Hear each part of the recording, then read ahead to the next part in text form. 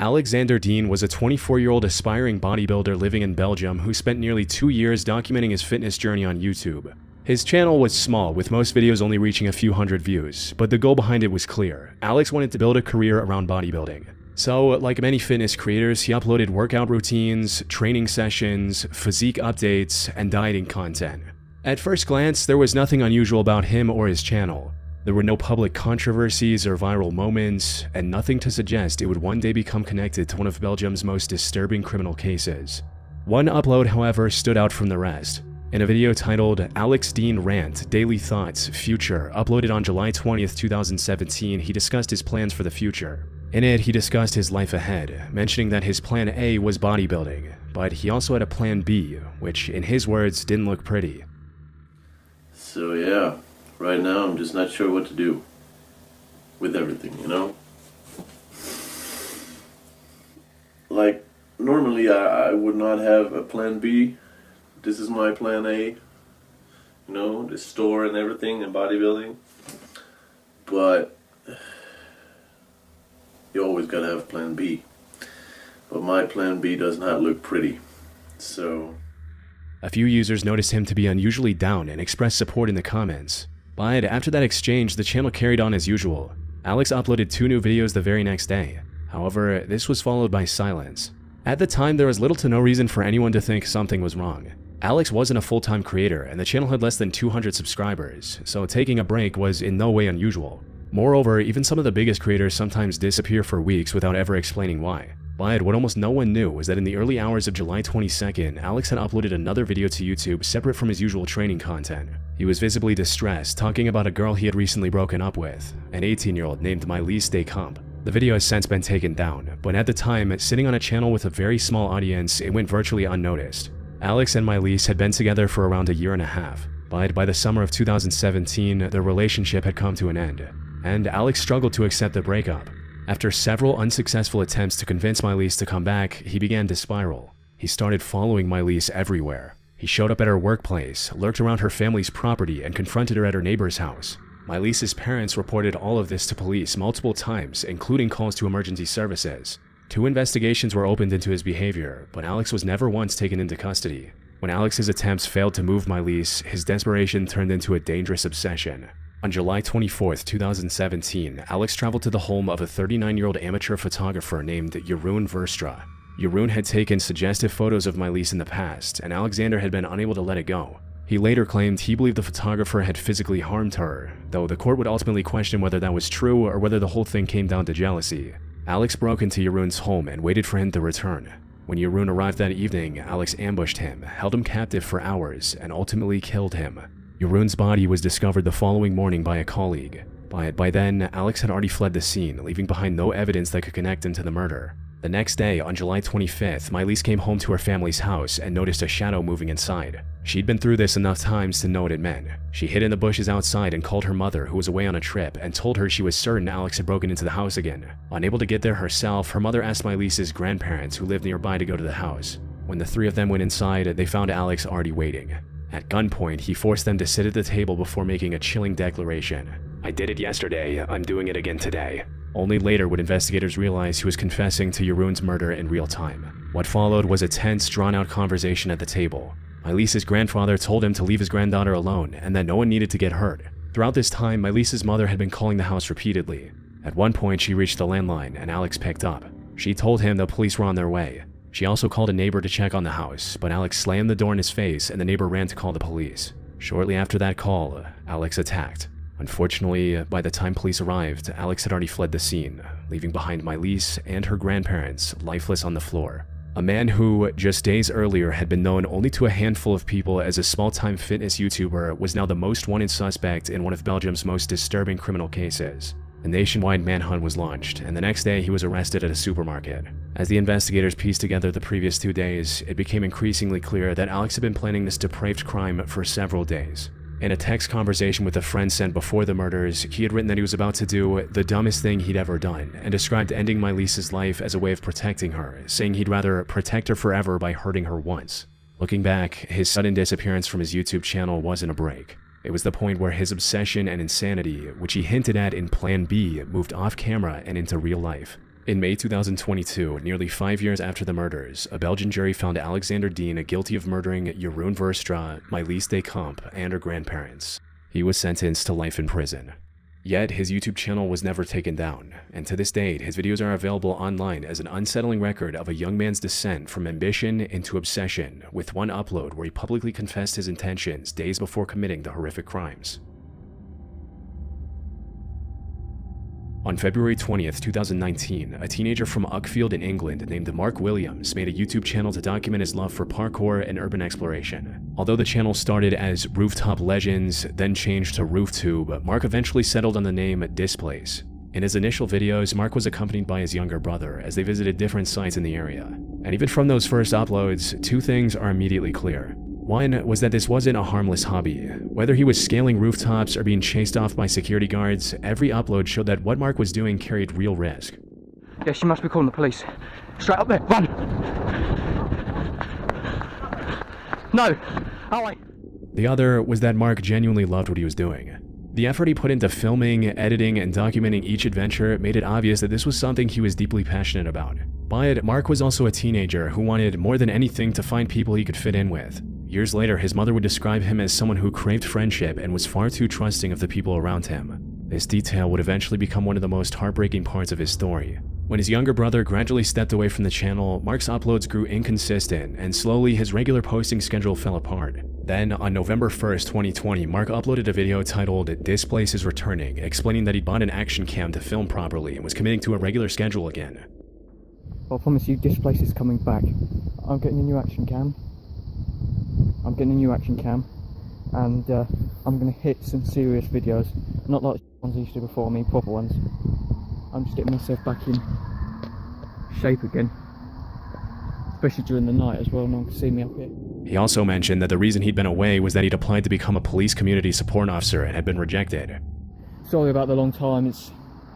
I applied to be a PCSO for some reason and I got rejected, so now, you know, I'm coming back full on. Properly coming back, right. True to his word, Mark started posting consistently, at times sometimes posting 4 or 5 videos a week. As the channel gained some momentum and built a small audience, some viewers started watching him regularly and even wrote in to suggest where he should explore next. Among those admirers was 19-year-old Lewis Ashdown. Lewis shared Mark's love of parkour and filming and commented under one of Mark's videos that he was from the same area and would love to meet up and film together sometime. That day came on the 9th of December 2020, when Mark posted a video exploring Uckfield's water treatment plan, joined for the first time by Lewis. Hi guys, I'm back here with Lewis, and we're going to do the water treatment facility in Uckfield on the industrial estate. The two got along immediately, and from that point on, Lewis became a regular in Mark's videos. But not long after, Mark took another break from the channel. He explained why in a live stream, saying he was feeling discouraged. I am not sure where my channel is going to go. I don't know if I'm going to keep doing these videos. I don't know if I'm going to be doing different videos or whether I'm going to stop completely. At this point in time, I don't know.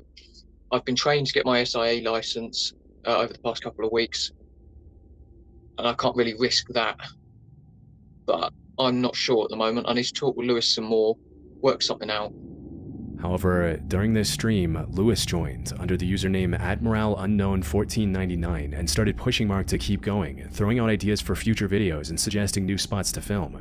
Upon seeing these comments, Mark visibly lit up and started talking about what they were going to film together. Over the next month, Mark uploaded 2 more videos, walking around more abandoned sites with Lewis and laughing together. What Mark didn't know at the time was that these 2 clips would be the last he'd ever film. On May 29th, 2021, he had planned to meet up with Lewis to discuss a few ideas for the future. But when he found out that Mark had brought his younger brother along, Lewis said he didn't feel comfortable and didn't show up. He later convinced Mark to meet him alone in a different area.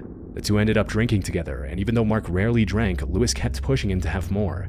At 11:30 p.m., Mark called his aunt to say he was on his way home. She could hear Lewis in the background, telling her he'd make sure Mark got back safe, but Mark never made it home. And when several hours passed with no word from either of them, their families reported them both missing. For a small town like Uckfield, 2 people vanishing at the same time was almost unheard of. The first assumption was that they'd gone exploring somewhere dangerous and gotten hurt. Being what they were into, it wasn't hard to imagine them climbing something they shouldn't have. Or maybe they just had too much to drink in the woods and couldn't find their way back. But when investigators went to Lewis's house, they found bloodied clothing stuffed inside a wardrobe. Forensics confirmed the blood was Mark's. This instantly turned the missing person case into a potential murder investigation. Lewis was eventually found at a friend's house. That same friend told the officers that Lewis had already confessed to him about taking Mark's life.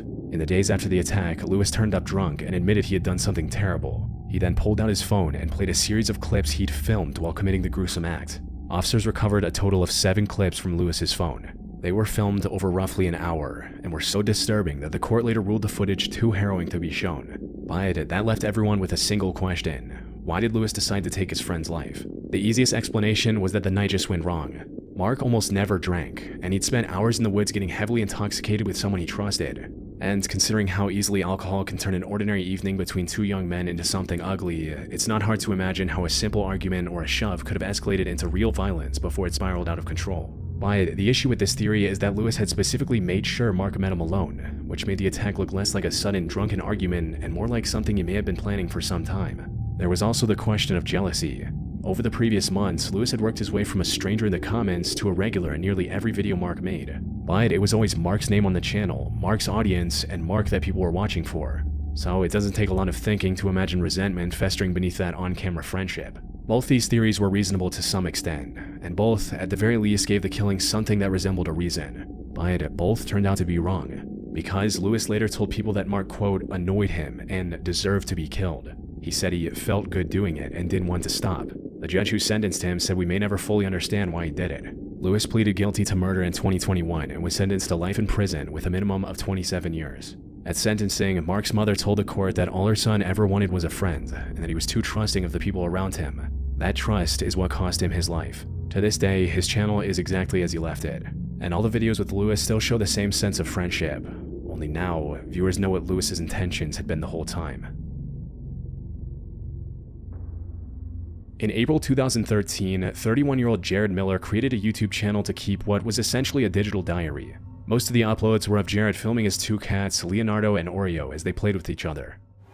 Look at them. They're so cute. You guys are so cute. What you doing? But the longer you watch, the more you realize something is seriously wrong with this channel. Because in between these cat videos, Jared would suddenly drift into long and at times disturbing rants about the government. For example, in a video titled Oreo, Leonardo, and Drones, he randomly started talking about a conspiracy theory magazine and how the government was spying on people. Right. Check this out. This is quite disturbing. This is Drones. Are they watching you? This is a whole magazine on drones. Whole magazine about it. No ads. All about drones.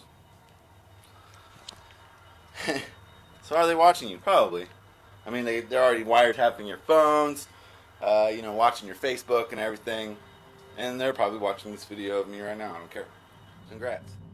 At the time, Jared already had a long history of feeling trapped by authority. He had been arrested repeatedly over the years, with charges connected to guns, drugs, and assault. By the time he was posting these videos, he was on house arrest for selling illegal substances, confined inside his apartment with nowhere to go. And this apartment happened to sit directly across from the county courthouse, which became a strange fixation for him. Here's my front window here. I can look out my front window. And you look a little closer. There you go, right in the middle of that frame. That is the courthouse. It's a beautiful building, even though it is a monument to authoritarianism. You gotta go get your marriage license. You gotta go get gun permits. Whatever it is, you have to go down to that big stone structure monument to tyranny and submit. Crawling and groveling on your hands and knees. Oh, give me permission to do this. Give me permission to do that.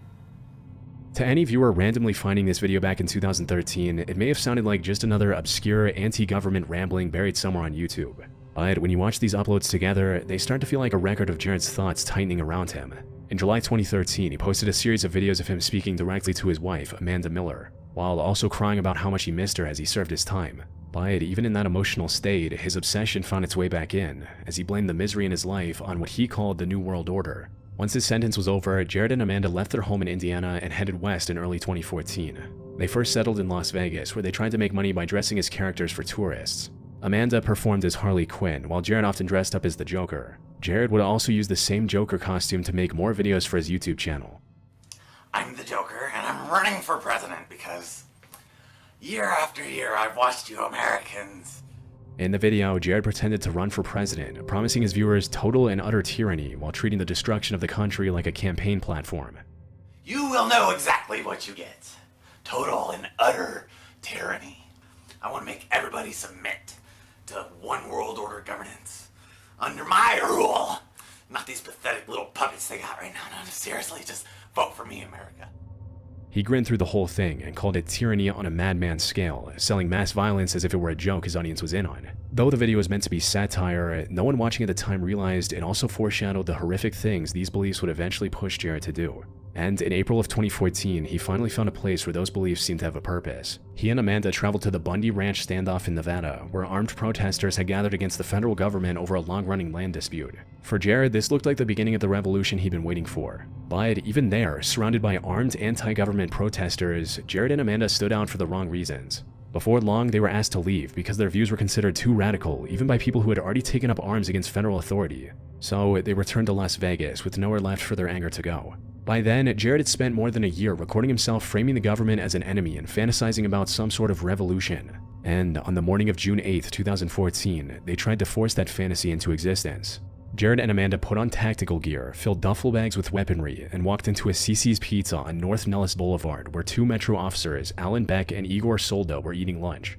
At around 11:30 a.m., they passed the officer's table, turned back, and before they even had a chance to react, lost their lives. And to carry this revolution forward, the couple crossed the street to a nearby Walmart where they threatened people to leave. But a shopper named Joseph Wilcox moved toward Jared to try and stop him. Unfortunately, Joseph didn't realize Amanda was behind him, and she took his life before he could intervene. Minutes later, two teams of officers arrived at the scene and blocked all the exits. As they entered the building, Jared and Amanda would begin to fight back. However, they were outnumbered and outmaneuvered as the officers pushed them into a small corner. The standoff lasted almost 24 minutes before Jared lost his life. Amanda was also found to have suffered a similar fate. But even after all this, investigators still didn't fully understand what Jared and Amanda had been trying to achieve. That part only became clear when officers searched their apartment and found a detailed plan to ambush a courthouse, take it by force, and wreak havoc on the officials inside. And suddenly, Jared's old video about the courthouse outside his window felt less like a meaningless rant and more like a blueprint he'd been filming in plain sight.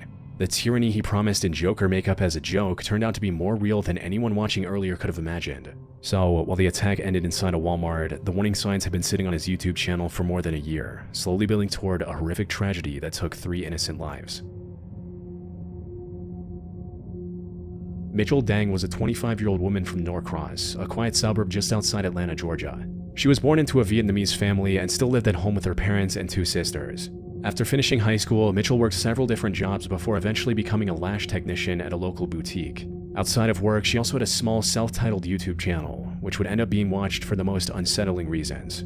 Most of her videos were about makeup, online shopping, vacations, and occasionally vlogs from her everyday life. It was just Mitchell documenting small pieces of her life and sharing it with her small audience. So, on Saturday, August 26, 2023, when she posted a vlog about getting ready for a concert at Alley Cat Atlanta, there was nothing about it that seemed out of the ordinary. Shirt, and then I'm wearing a black mini skirt. I'm just going to go and dance my heart away.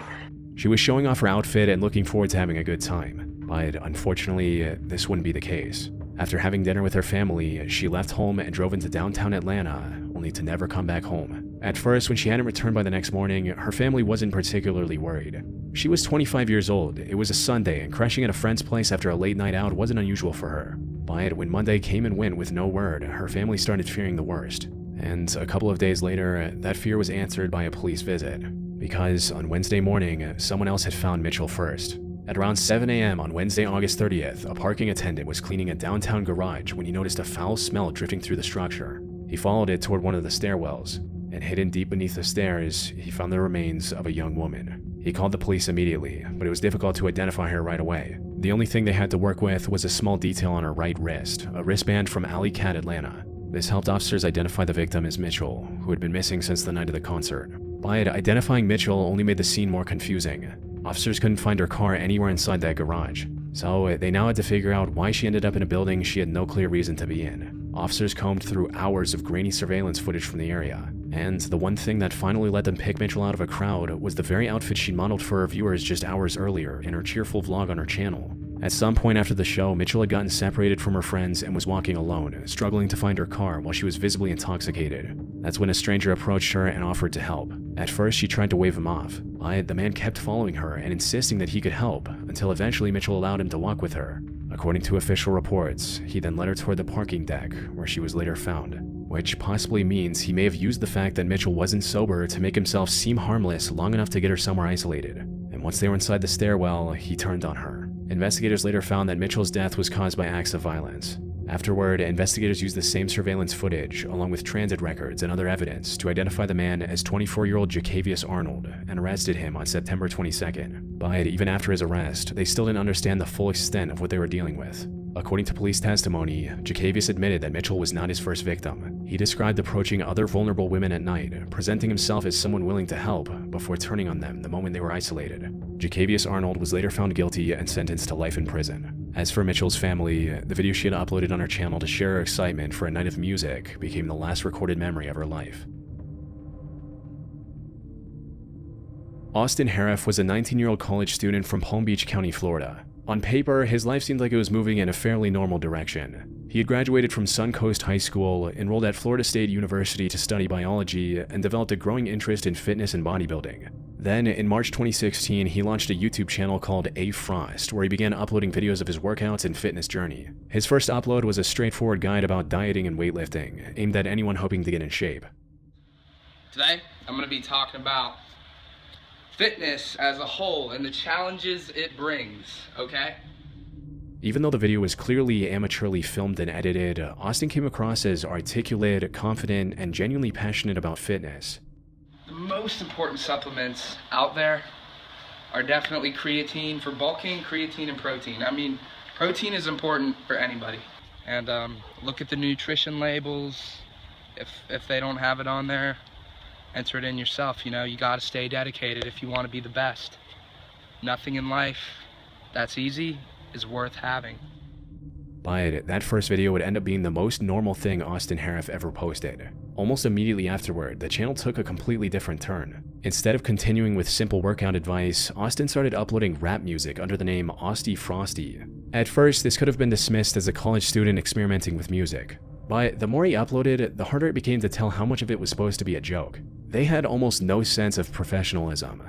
But Austin kept posting them with the seriousness of someone who seemed to believe he was creating something much bigger than it looked. When he eventually returned to making fitness videos, he was acting very different. Hello fellow lifters, today I'm going to talk about persistence. He no longer came across as the composed teenager from his first upload. His personality had become increasingly exaggerated, almost as if he were slipping into a character that grew stranger with every new video. Right, that's it for the day, fellas and ladies and gentlemen. More dieting advice will be coming soon. Hello bros, it's Austy Frosty, man. You gotta listen to the personal trainer's advice, but you gotta find your way too, man. You gotta learn for yourself. You can't just hope and pray that someone is just gonna... It was becoming impossible to tell whether Austin was performing a character or slowly losing himself to one. On their own, these moments could be brushed off as awkward attempts at humor. But when you watch the videos in order, they start to feel like a visual presentation of a person whose thoughts were slowly starting to drift out of order. And what no one watching his videos at the time realized was that the changes appearing on camera were only a part of something far darker happening off screen. Around this same time, Austin's family and friends also began noticing that his personality was changing. By the summer of 2016, Austin was experiencing intense paranoia, unusual religious thoughts, and what he described as demons and monsters approaching him from the shadows. His search history also showed that, on some level, he seemed to understand something was wrong, as he looked up things like mania, hallucinations, and am I going crazy?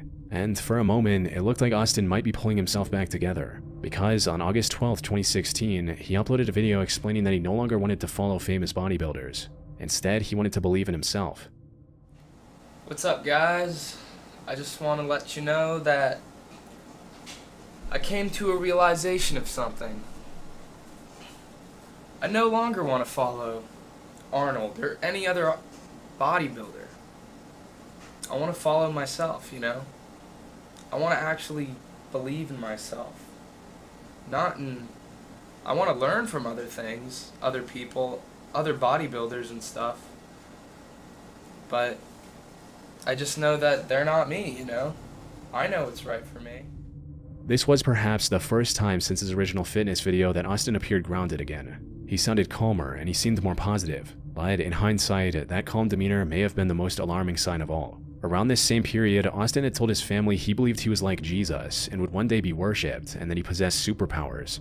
Looking back, the confidence he projected on camera no longer seemed like ordinary self-belief. It increasingly mirrored the grandiose belief that he was expressing in real life, and during that same week, his paranoia became impossible for his family to ignore.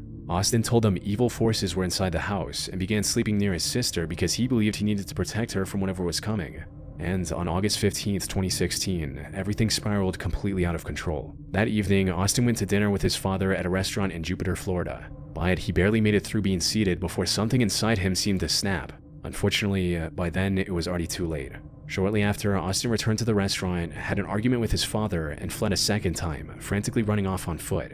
He later described being chased by a dark figure with a white face. At some point, he saw a light in the distance and sprinted toward it, believing it would save him. But in reality, that light was coming from the open garage of a home where 59-year-old John Stevens and 53-year-old Michelle Mishkin were relaxing for the evening. And as soon as he reached the garage, Austin attacked them, thrashing and biting in a way so violent and senseless that a neighbor, Jeff Fisher, came rushing over after hearing their screams. But when he tried to intervene, Austin attacked him as well. When the officers finally arrived at the scene, it took multiple deputies, a police dog, and an electric stun device to finally pull Austin away. John and Michelle lost their lives at the scene, while Jeff survived with serious injuries. At first, investigators assumed his behavior had been caused by some kind of hard drug, but the toxicology results didn't show anything like that.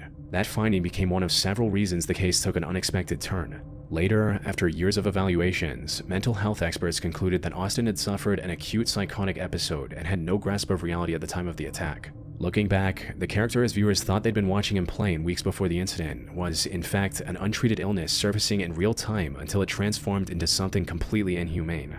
Austin was originally charged with 2 counts of first-degree murder, attempted first-degree murder, and burglary. But in 2022, 6 years after John and Michelle lost their lives, the court found Austin not guilty by reason of insanity and committed him to a secure mental health facility where he'll remain until doctors and a judge determine he no longer poses a danger, which, for a case this infamous, may very well be never. And as for Austin's channel, it still sits online, revealing the slow descent of a hopeful teenager into complete insanity over the course of a few short months.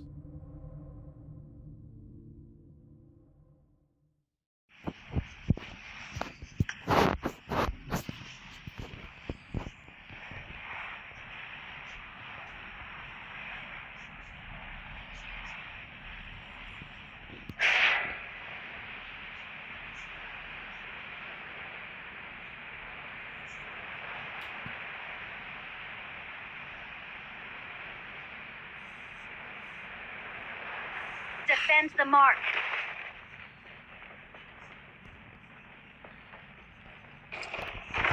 I need a weapon.